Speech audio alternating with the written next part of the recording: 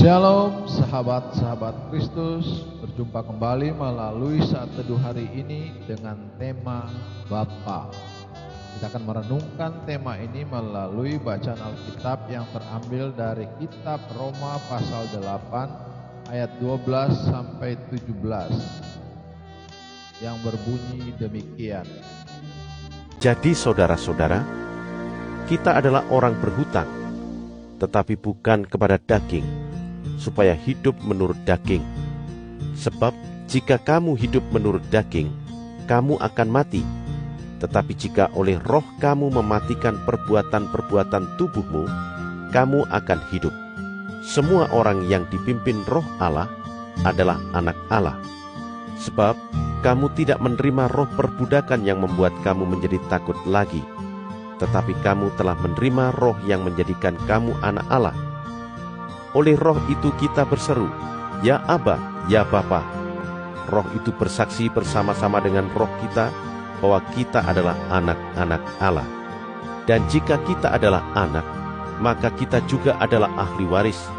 Maksudnya orang-orang yang berhak menerima janji-janji Allah, yang akan menerimanya bersama-sama dengan Kristus, yaitu jika kita menderita bersama-sama dengan Dia, supaya kita juga dipermuliakan bersama-sama dengan Dia.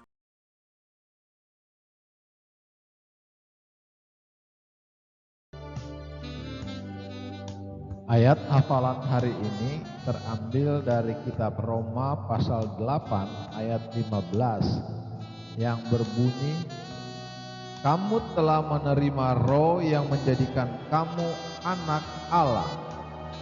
Oleh roh itu kita berseru, Ya Aba, Ya Bapa. Sahabat-sahabat Kristus, Bill Quiesake menuliskan kisah hidupnya dalam buku I Dare to Call Him Father.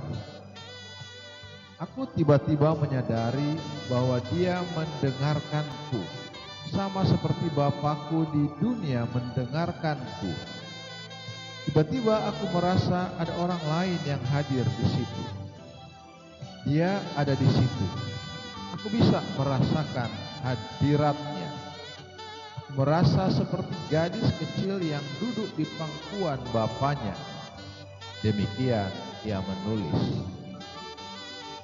Kenyataan bahwa ia bisa memanggil Allah dengan sebutan Bapa membawa Bill Quiesake merasakan kasihnya yang luar biasa.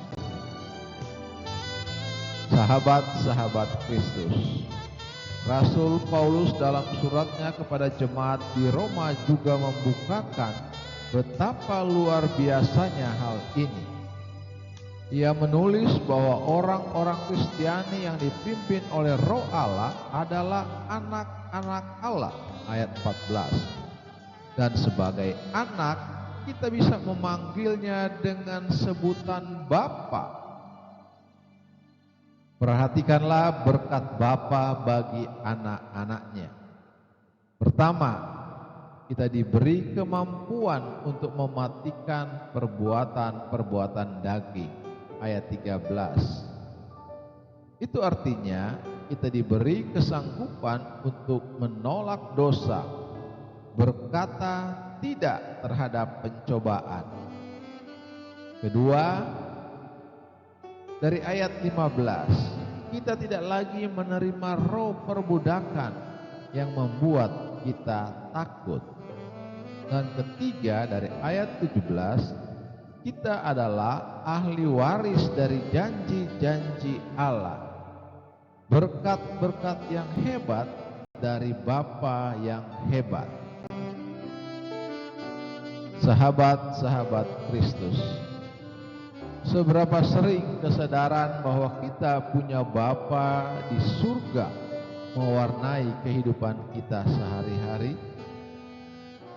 Kerap kita mengalah pada dosa, berputar-putar dalam ketakutan dan kekhawatiran hidup di dunia.